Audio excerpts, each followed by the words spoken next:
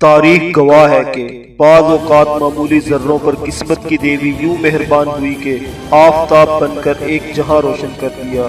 وہ جو مختلف ہاتھوں سے ہوتے ہوئے غلام منڈی میں جا پہنچا تھا اور جس کی بولی سر عام لگائی جا رہی تھی، وہ گوہر نایاب سبکتگین تھا، جس کے نزدیک بخارا کے بازاروں کی بھیڑ، مدرسوں کی رونق، اہل علم کی فراوانی گویا ایک خواب تھا۔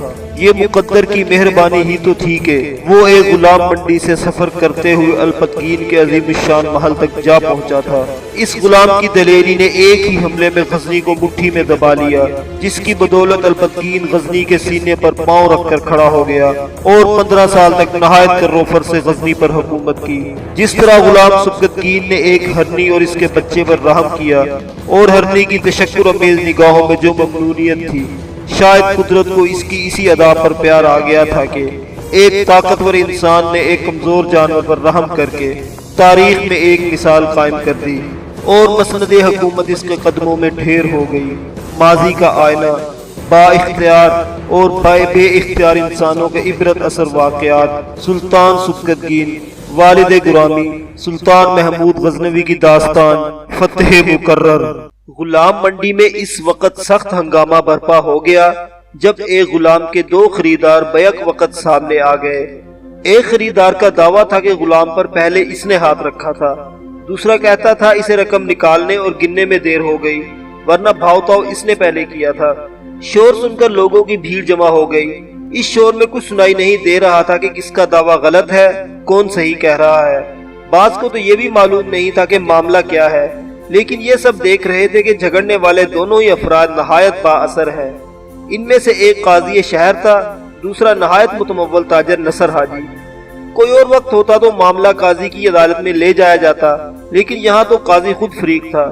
شور سن کر شاہی کرندے بھی آ گئے۔ یہ کرندے قاضی پر تو ہاتھ ڈال نہیں سکتے تھے۔ وہ ہنگامہ کرنے کے الزام میں نصر حاجی کو گرفتار کرنے کے لیے آگے بڑھے، لیکن وہ بھی کوئی معمولی آدمی نہیں تھا۔ اس نے یہ سوال اٹھایا کہ اس ہنگامے میں قاضی بھی شریک ہے، لہٰذا اسے بھی گرفتار کیا جائے۔ وہ خود ملزم ہے، لہٰذا دونوں کو گرفتار کر کے قاضی القضات کے پاس لے جایا جائے۔ وہ جو بھی فیصلہ کرے گا مجھے منظور ہوگا۔ جب یہی آوازیں جمع ہونے والے لوگوں کی طرف سے بھی آنے لگی اور قاضی کو یقین ہو گیا کہ اسے بھی گرفتار کیا جا سکتا ہے، تو اس نے معاملہ رفع دفع کرنے کے لیے ایک تجویز پیش کی۔ اس نے کہا سوداگر سے پوچھا جائے کہ اس غلام کی قیمت پہلے کس نے لگائی تھی، میں نے یا نصر حاجی نے؟ وہاں موجود تمام لوگوں نے اس سالے فیصلے کی تائید کی اور سوداگر کو سامنے لایا گیا۔ وہ ان دونوں شخصیات سے اتنا ڈر گیا تھا کہ کسی ایک کے حق میں فیصلہ دے کر اپنی جان مصیبت میں ڈالنا نہیں چاہتا تھا۔ وہ جان بوجھ کر بے خبر بن گیا۔ یہ سب اتنی جلدی میں ہوا کہ اب تو مجھے یاد بھی نہیں رہا کہ پہل کس نے کی تھی۔ میں اس بارے میں کوئی حتمی رائے نہیں دے سکتا، سوداگر نے کہا۔ تو جھوٹ بکتا ہے، پہل میں نے کی تھی، نصر حاجی بعد میں آیا تھا۔ قاضی صاحب آپ غلط بیانی سے کام لے رہے ہیں، پہل میں نے کی تھی۔ میرا تو کام ہی یہی ہے کہ میں قابل ذکر غلام خرید کر انہیں دوسرے ملکوں میں لے جا کر اچھے داموں فروخت کرتا ہوں، اس لیے مجھے غلاموں کی پہچان ہے۔ میں نے جب اس غلام پر ہاتھ رکھ دیا تو آپ نے سوچا ہوگا اس میں ضرور کوئی خوبی ہوگی، آپ بھی اس کے دعوے دار بن گئے۔ نصر حاجی نے اپنی دلیل پیش کی۔ یہ مجھ پر بہتان ہے کہ مجھے غلاموں کی پہچان نہیں، غلام بھی انسان ہوتے ہیں اور مجھے انسانوں کی پہچان تم سے زیادہ ہے، قاضی صاحب نے بھی ترکی بترکی جواب دیا۔ جھگڑا پھر وہیں سے شروع ہو گیا، شاہی سپاہیوں کے آنے سے پہلے جہاں سے شروع ہوا تھا۔ اب کی مرتبہ سوداگر نے ہوشیاری دکھائی۔ اس نے کہا جس غلام کے آپ دعوے دار ہیں، میری مانیے تو خود اس سے پوچھ لے، وہ ایسا بچہ بھی نہیں اور نہایت ذہین بھی ہے، وہ جس کے ساتھ جانا چاہے فیصلہ اس کے حق میں ہو جائے۔ تجویز معقول تھی، فیصلہ غلام پر چھوڑ دیا گیا۔ پہلے آپ دونوں حضرات مجھے اپنی حیثیت سے آگاہ فرمائیں، غلام نے کہا۔ اگر تیری مراد مالی حیثیت سے ہے تو میں تجھے سونے میں تولنے کی استطاعت رکھتا ہوں، نصر حاجی نے کہا۔ میری مالی حیثیت تو نصر حاجی جیسی نہیں، لیکن میرے پاس علم و فضل کی دولت ہے، میں تجھے علوم سے آگاہ کر دوں گا، قاضی نے کہا۔ آپ دونوں نے غلط سمجھا، میں آپ دونوں کے پیشوں سے واقف ہونا چاہتا تھا، اس کے بعد ہی کوئی فیصلہ کر سکوں گا، غلام نے پھر کہا۔ میں تاجر ہوں، ترکستان سے غزنی تک، بلکہ کبھی کبھی ہندوستان تک بھی میرے قافلے جاتے ہیں۔ میں مال و اسباب ہی نہیں، غلام بھی فروخت کے لیے لے کر جاتا ہوں۔ جو غلام جس لائق ہوتا ہے اس کو اسی بارگاہ تک پہنچاتا ہوں۔ غلام نے ہاتھ کے اشارے سے اسے مزید کچھ کہنے سے روک دیا۔ جب فیصلہ مجھ پر چھوڑ ہی دیا گیا ہے تو میں نصر حاجی نامی تاجر کے ساتھ جانا چاہوں گا، غلام نے اپنے مالک سوداگر سے کہا۔ قاضی نے اسے پھٹکارا، تو کیسا علم دشمن ہے کہ میرے ساتھ جانے سے انکار کر دیا اور نصر حاجی کی دولت پر ریچھ گیا۔ اے قاضی، مجھے کسی کی دولت سے کیا سروکار اور نہ ہی علم دشمن ہوں، لیکن خود میں موجود اپنی خوبیوں سے آگاہ ہوں۔ ایک جگہ تو پتھر پڑے ہوتے ہیں اور میں پتھر نہیں ہوں۔ مجھے نصر حاجی سے امید ہے کہ وہ مجھے قدر شناس ہاتھوں تک پہنچائے گا، اسی لیے میں اس کے ساتھ جانے میں اپنی بہتری سمجھتا ہوں۔ اس تقریر کے بعد قاضی نے مایوس ہو کر نصر حاجی کے حق میں دست برداری کا اعلان کر دیا۔ نصر حاجی نے پیسے گن کر سوداگر کے حوالے کیے اور غلام کو لے کر چل دیا۔ اس غلام کا نام سبکتگین تھا۔ وہ نسلاً ایران کے بادشاہ یزدجرد کے خاندان سے تعلق رکھتا تھا۔ کسی جنگ میں گرفتار ہوا اور غلاموں کے زمرے میں آ گیا۔ یہ وہ زمانہ تھا جب انسان بیر بکریوں کی طرح منڈیوں میں فروخت ہوا کرتے تھے، نہ انہیں بیچنا جرم تھا نہ خریدنا۔ سبکتگین بھی فروخت ہونے کا ذائقہ چکھتا ہوا مختلف ہاتھوں سے ہوتا ہوا منڈی آ گیا اور اب نصر حاجی کے پاس تھا۔ تو یہ کہو کہ تم ایرانی ہوئے، نصر حاجی نے اس کی زبانی اس کے حالات سنتے ہوئے کہا۔ یہ تو بہت پہلے کی بات ہے، اب تو میں ترک ہوں۔ وہ کیسے؟ کسی کی نسل کیسے تبدیل ہو سکتی ہے؟ نصر حاجی نے پوچھا۔ میں نے اپنے بزرگوں سے سنا ہے کہ جب حضرت عثمان رضی اللہ تعالیٰ عنہ کے عہد خلافت میں یزدجرد قتل کیا گیا تو اس کے تابعین اور اس کی اولاد وہاں سے نکل کر ترکستان کی طرف فرار ہو گئی۔ میرا کوئی بزرگ بھی یقیناً ان میں ہوگا۔ یہاں آ کر ان لوگوں نے ترکوں سے بہت میل ملاپ کیا اور اس قوم سے شادی بیاہ کی رسم کی ابتدا کی۔ اس کا لازمی نتیجہ یہ ہوا کہ 2-3 نسلوں کے گزرنے کے بعد یہ آدھے ترک بھی اصل ترک مشہور ہو گئے۔ لہٰذا اب مجھے ایرانی نہیں ترک سمجھو۔ ویسے میرا شجرہ نسب فیروز بن یزدجرد سے ملتا ہے۔ اس کے اس انکشاف کے بعد نصر حاجی کی نظروں میں اس کی قدر و منزلت اور بڑھ گئی۔ اپنے قیافے پر ناز ہونے لگا۔ اس نے ٹھیک اندازہ لگایا تھا یہ کوئی معمولی غلام نہیں، بردہ فروشی کا شاخسانہ نہیں، اس کے پیچھے کوئی معمولی گھرانہ نہیں ہے۔ اس کے تعارف میں ایک مضبوط حوالہ ہے جسے بنیاد بنا کر اس غلام کو نہایت مہنگے داموں فروخت کیا جا سکتا ہے۔ نصر حاجی کے ذہن میں ایک خیال یہ بھی آیا کہ اس خوش گفتار غلام کو اپنے دل بستگی کے لیے اپنے پاس رکھ لے، لیکن پھر اس کے اندر کا حاجی جاگ اٹھا۔ یہ بادشاہوں کا تحفہ ہے، بادشاہوں تک پہنچے تو مجھے مال و مال کر سکتا ہے۔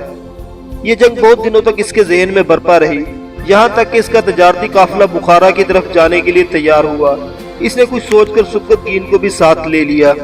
بخارا کے بازاروں کی بھیڑ بھاڑ، مدرسوں کی رونق، اہل علم کی فراوانی نصر حاجی کے لیے نئی نہیں تھی۔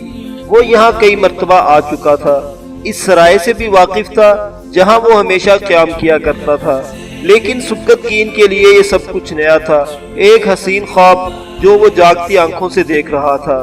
نصر حاجی کے کارندے مال و اسباب سے لدے اونٹ لے کر بازار کی طرف چلے گئے اور وہ خود سبکتگین کے ساتھ سرائے میں آ گیا۔ میں راستے پر یہ دیکھتا آیا ہوں کہ تم نہایت اچھے شاہ سوار ہو۔ میں نے جان بوجھ کر ایک ایسا گھوڑا دیا تھا جو اپنی مرضی سے چلتا ہے، سوار کے قابو میں کم ہی آتا ہے، لیکن تم نے تو چند قدم چلنے کے بعد ہی اسے اولاد کی طرح سدھا لیا۔ یہی نہیں بلکہ میں ایک اچھا شمشیر زن بھی ہوں۔ جب تک میرا باپ زندہ رہا اس نے مجھے تلوار بازی کی اچھی خاصی مشق کرا دی تھی۔ جب وہ ایک جنگ میں میرے خاندان سمیت قتل ہو گیا اور میں غلام بنا لیا گیا تو یہ شغل بھی چھوٹ گیا۔ اب معلوم نہیں تلوار میرے ہاتھ میں آ کر پھسلتی ہے یا مچلتی ہے۔ اس کا مطلب ہے تمہیں گھوڑے اور تلوار سے دور رکھا جائے۔ کیا خبر کس وقت بھاگ نکلو؟ نصر حاجی نے ازرہ مذاق کہا۔ میری تقدیر نے اگر مجھے غلام بنا ہی دیا ہے تو میں اپنے مالک سے بے وفائی کا تصور بھی نہیں کر سکتا۔ میں نے امتحان لینے کے لیے ہی تمہیں اکیلے گھوڑے پر سوار ہونے کا موقع دیا تھا۔ خدا کا شکر ہے تم اس میں کامیاب ہوئے۔ آپ آئندہ بھی مجھے وفادار ہی دیکھیں گے۔ بخارا کے چند روزہ قیام کے دوران نصر حاجی نے خراسان کے حاکم الپتگین کا نام سنا۔ اسے معلوم ہوا کہ الپتگین غلاموں کا بڑا شائق ہے۔ اس کے پاس ہزاروں غلام ہیں اور وہ ان کی تربیت فرزندوں کی طرح کرتا ہے۔ یہی غلام اس کی فوج بھی ہے جن سے کام لے کر وہ دشمنوں پر قابو پاتا ہے۔ انہی غلاموں کے ذریعے اس نے حاکم خراسان بنتے ہی اپنی حکومت کو قوی بنا لیا تھا اور مکمل غلبہ حاصل کر لیا تھا۔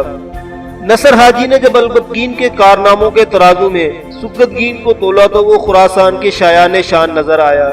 اس نے فیصلہ کر لیا کہ اس نایاب نگینے کو خراسان پہنچائے گا۔ ان دنوں بخارا پر جو خاندان حکومت کرتا تھا وہ تاریخ میں سامانی کہلاتا تھا۔ خراسان اسی خاندان کے زیر حکومت تھا اور بخارا اس کا ایک صوبہ تھا۔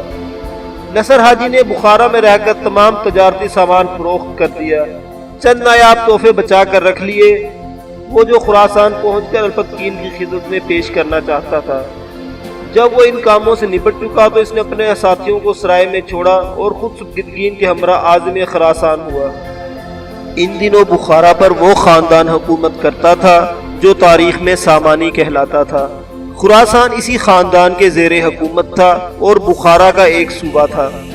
نصر حاجی نے بخارا میں رہ کر تمام تجارتی سامان فروخت کر دیا، چند نایاب تحفے بچا کر رکھ لیے جو وہ خراسان پہنچ کر الپتکین کی خدمت میں پیش کرنا چاہتا تھا۔ جب وہ ان کاموں سے نمٹ چکا تو اس نے اپنے ساتھیوں کو سرائے میں چھوڑا اور خود سبکتگین کو ہمراہ لے کر عازم خراسان ہوا۔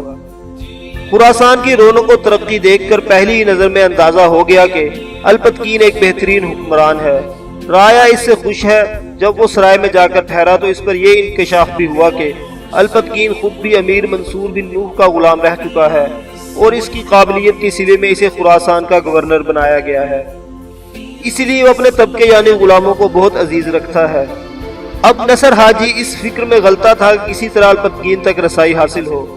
ایک رات سرائے میں داستان گوئی کی محفل جمی ہوئی تھی، وہ بھی اس محفل میں جا کر بیٹھ گیا۔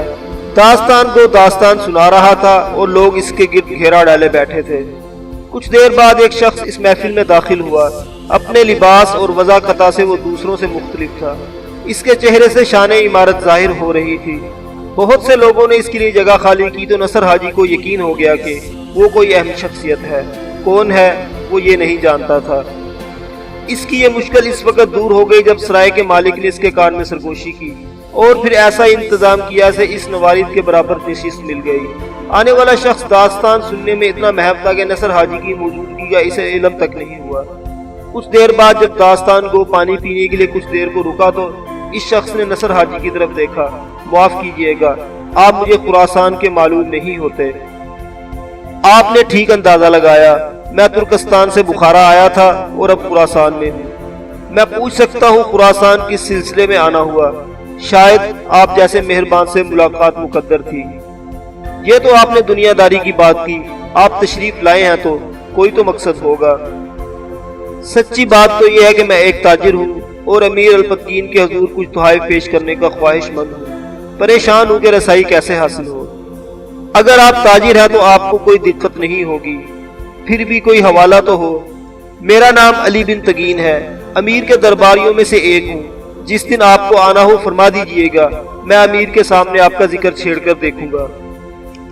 کسی دن کیا، میں کل ہی حاضر ہو جاتا ہوں، لیکن اس سے پہلے ایک بات اور بتا دینا چاہتا ہوں۔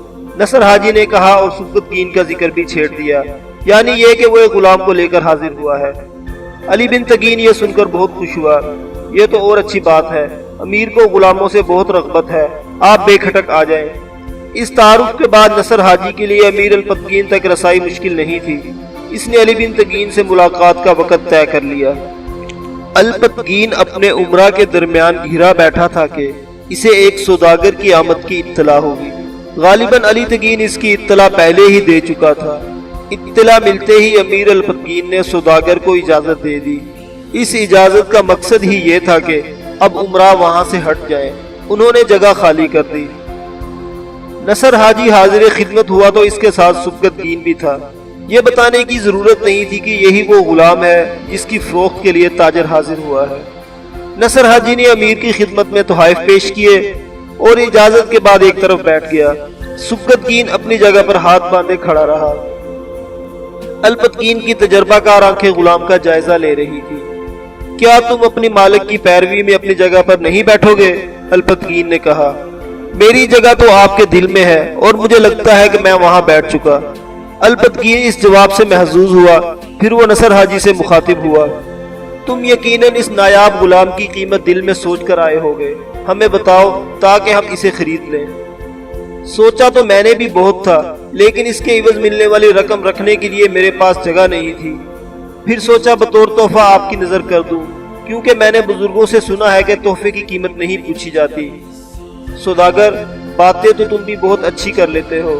حضور، یہ باتیں مجھے پہلے نہیں آتی تھی، 2-4 دن جو اس غلام کی صحبت میں رہا ہوں تو مجھے یہ باتیں بھی آ گئی۔ ہم نے تمہارا دیا ہوا تحفہ قبول کیا۔ ہم تمہیں اس لڑکے کی قیمت ادا نہ کریں گے، لیکن تمہارے انتخاب کی قیمت تمہیں ضرور ادا کریں گے۔ امیر الفقین نے ایک بیش بہا رقم ادا کی اور سبکتگین کو خرید لیا، جس کا پورا نام ناصر الدین سبکتگین تھا۔ اگر آداب شاہی کے خلاف نہ ہو تو میں اپنے سابق مالک کا شکریہ ادا کروں۔ سبکتگین نے الفقین سے اجازت چاہی۔ ہمیں کوئی اعتراض نہیں۔ سبکتگین نصر حاجی سے مخاطب ہوا، اپنے سے کمتر سے چھٹکارا دلایا اور اپنے سے برتر کے حوالے کیا۔ دونوں باتوں کے لیے آپ کا شکریہ۔ تو نے مجھے دونوں جگہ سرخرو کیا، اس کے لیے تیرا بھی شکریہ۔ نصر حاجی کے رخصت ہوتے ہی الفقین بھی اٹھ گیا۔ اس وقت چند عمرہ حاضر ہوئے۔ انہیں معلوم تھا کہ اس نئے آنے والے غلام کو کہاں ٹھہرایا جائے، اسے کیا لباس پہنایا جائے اور امیر کی خدمت میں کب حاضر کیا جائے۔ سبکتگین کو ذرا تنہائی ملی تو وہ اب تک کے سفر پر غور کرنے بیٹھ گیا۔ غلام منڈی سے الفقین کے عظیم الشان محل تک کا سفر اس کے سامنے تھا۔ وہ اپنی خوش قسمتی پر ناز کر رہا تھا اور تہیہ بھی کر رہا تھا کہ وہ اس نعمت کو ہاتھ سے جانے نہیں دے گا۔ اس نے نہایت مستعدی اور محبت کے ساتھ الفقین کی خدمت کی، جس کا نتیجہ یہ ہوا کہ ایک مختصر سی مدت میں اس نے امیر کو اپنا گرویدہ بنا لیا۔ حالت یہ ہو گئی کہ امیر اسے ایک پل کے لیے بھی خود سے جدا نہ کرتا، دربار میں بھی اسے اپنے ساتھ رکھتا۔ رفتہ رفتہ وہ اس کی دانش کا بھی قائل ہوتا چلا گیا۔ امور مملکت کے بارے میں اس نے کئی مرتبہ اس سے مشورے کیے اور یہ دیکھ کر دنگ رہ گیا کہ اس کے مشورے نہایت صائب تھے۔ غلام ہوتے ہوئے اس کی رائے بڑے بڑے امیروں کے ہم پلہ ہوا کرتی تھی۔ اس نے بہت جلد دوسرے غلاموں پر فوقیت حاصل کر لی۔ امیر کو یقین ہو گیا کہ وہ بہت جلد ترقی کی اعلیٰ منازل طے کر لے گا۔ اس کی پیشانی اس کی عظمت کا صاف پتہ دے رہی تھی۔ سبکتگین کی طرف دیکھ کر امیر کو اپنا ماضی یاد آ جاتا تھا۔ وہ بھی ایک ادنا غلام تھا، لیکن ترقی کر کے خراسان کا حاکم بن گیا تھا۔ وہ دل سے چاہتا تھا کہ سبکتگین بھی ترقی کی اعلیٰ مناصب تک پہنچے۔ اس کی اہلیت جانچنے کے لیے وہ اسے پورے مواقع دے رہا تھا۔ ارد گرد ہونے والی چھوٹی موٹی جنگوں میں وہ اسے لشکر کے ساتھ خاص طور پر بھیجتا تھا تاکہ اسے جنگی تربیت حاصل ہو۔ جب امیر کو پورا اعتماد حاصل ہو گیا تو اس نے اسے سیر و شکار کی اجازت دے دی۔ سبکتگین نے معمول بنا لیا، اپنے واحد گھوڑے پر سوار ہو کر جنگل میں گھومتا پھرتا اور چھوٹا موٹا شکار کیا کرتا۔ ایک دن وہ گھوڑا دوڑاتا ہوا اس طرف نکل گیا جہاں دور دور تک سبزہ پھیلا ہوا تھا۔ ایک ہرنی کہیں سے دوڑتی ہوئی آئی اور سبزہ چرنے لگی۔ اس کے ساتھ اس کا بچہ بھی تھا۔ سبکتگین گھوڑے کی لگامیں کھینچ کر ایک جگہ رک گیا۔ وہ اس انتظار میں تھا کہ ہرنی گھاس چرنے میں محو ہو جائے تو وہ گھوڑا دوڑائے اور بے خبری میں اس پر جا پڑے۔ ہرنی نے گھاس پر 2-4 منہ مارے اور پھر گردن اٹھا کر ادھر ادھر دیکھا۔ وہ گھوڑے اور اس کے سوار کو نہ دیکھ سکی اور مطمئن ہو کر گھاس چرنے لگی۔ سبکتگین ایک پیڑ کی اوٹ سے نکلا اور گھوڑا دوڑا دیا۔ ہرنی نے خطرے کی بو سونگھ کر بچے کی طرف دیکھا اور بھاگ کھڑی ہوئی۔ ماں کو دیکھ کر بچے نے بھی زکند بھری۔ سبکتگین نے گھوڑا سرپٹ دوڑا دیا۔ ہرنی تو چھلانگیں مارتی ہوئی کسی طرف غائب ہو گئی، لیکن بچہ کمزور تھا اور ہوشیار بھی نہیں تھا کہ اونچے اونچے درختوں کی طرف نکل جاتا۔ وہ کھلے میدان میں دوڑتا رہا۔ بچہ تھا، کب تک دوڑتا؟ بھاگتے بھاگتے تھک گیا اور ایک جگہ پر گر گیا۔ سوار کو قریب آتے دیکھ کر اٹھا، چند قدم بھاگا اور پھر گر گیا۔ سبکتگین اس کے بالکل قریب پہنچ گیا تھا۔ اس نے گھوڑا روکا اور زمین پر کود گیا۔ ہرنی کے بچے نے پورا زور لگا کر ایک مرتبہ پھر اٹھنے کی کوشش کی، لیکن سبکتگین نے اسے پکڑ لیا اور ہاتھ پاؤں باندھ کر گھوڑے کی زین کے ساتھ باندھ دیا اور شہر کی طرف روانہ ہوا۔ اب کوئی جلدی نہیں تھی۔ وہ گھوڑے کو دل کی چال چلا رہا تھا۔ کچھ دور چل کر اس نے غیر ارادی طور پر پیچھے کی طرف مڑ کر دیکھا۔ وہ یہ دیکھ کر حیران رہ گیا کہ کچھ فاصلہ دے کر ہرنی اس کے پیچھے پیچھے چلی آ رہی ہے اور اس کی صورت اور حرکات سے پریشانی اور رنج کا اظہار ہو رہا ہے۔ پہلے تو وہ خوش ہو گیا کہ شکار خود بخود اس کے ساتھ چل رہا ہے، وہ ہرنی کو بھی اپنے ساتھ دوڑاتا ہوا شہر کی طرف لے جائے، لیکن پھر اس کی فطری رحمدلی غالب آ گئی۔ اسے یاد آ گیا کہ ہرنی کا بچہ اس کے پاس ہے۔ ہرنی محض ہرنی نہیں بلکہ ایک ماں بھی ہے۔ میں نے ایک ماں سے اس کا بچہ چھین لیا ہے۔ یہ خیال آتے ہی اس کا دل لرز اٹھا۔ اس نے کسی توقف کے بغیر بچے کی بندش کھولی اور زمین پر چھوڑ دیا۔ بچہ رہائی ملتے ہی بھاگا اور ماں کے پاس پہنچ گیا۔ ہرنی کے دل سے اس سوار کا خوف بالکل نکل گیا۔ وہ بچے کو بے تحاشا چوم رہی تھی اور بار بار نظریں اٹھا کر سوار کی طرف دیکھ لی تھی، جیسے اس کا شکریہ ادا کر رہی ہو۔ پھر اس نے بچے کو ساتھ لیا اور چوکڑیاں بھرتی ہوئی جنگل کی طرف پلٹ گئی۔ سگتگین کی آنکھوں سے آنسو جاری تھے۔ وہ گھر پہنچا تو مزمحل اور تھکا تھکا نظر آ رہا تھا۔ اسے شدت سے احساس ہو رہا تھا کہ تھوڑی دیر کے لیے ہی صحیح اس نے ایک ماں کا دل دکھایا۔ یہ سوچ کر طمانیت کا بھی احساس ہوتا تھا کہ اس نے بہت جلد اپنے گناہ کو نیکی میں بھی بدل دیا۔ وہ رات کو جب اپنے بستر پر گیا تو اس وقت بھی یہی خیال دامنگیر تھا۔ وہ ہرنی کے بارے میں غور کرتا ہوا نیند کی آغوش میں چلا گیا۔ اس نے خواب میں حضرت صلی اللہ علیہ وسلم کو دیکھا۔ آپ صلی اللہ علیہ وسلم فرما رہے تھے، اے ناصر الدین، تو نے جو ایک بے زبان جانور پر رحم کیا وہ خداوند کی درگاہ میں بہت مقبول ہوا ہے۔ پروردگار نے اپنے رحم و کرم کا دروازہ تجھ پر کھول دیا ہے۔ اس کی آنکھ کھلی تو وہ حیران و پریشان تھا۔ کچھ دیر تو بستر سے اٹھنے کی جرت ہی نہ ہوئی۔ بستر پر لیٹے لیٹے چھت کو گھورتا رہا۔ ذرا کچھ ہوش ٹھکانے آئے تو اٹھ کر بیٹھ گیا۔ دیکھے ہوئے خواب پر غور کیا تو آنکھوں میں سے آنسو آ گئے۔ ایسا بابرکت خواب اور ایسی امید افزا نوید، کہاں میں کہاں یہ خواب۔ اس کی تعبیر بھی یقیناً نیک ہی ہوگی۔ ابھی وہ پوری طرح سنبھل نہیں پایا تھا کہ اس کا بلاوا آ گیا۔ امیر نے اسے طلب کیا تھا۔ اس نے وقت کا اندازہ لگایا تو اسے احساس ہوا کہ امیر کا اسے طلب کرنا کچھ ایسا بے جا بھی نہیں۔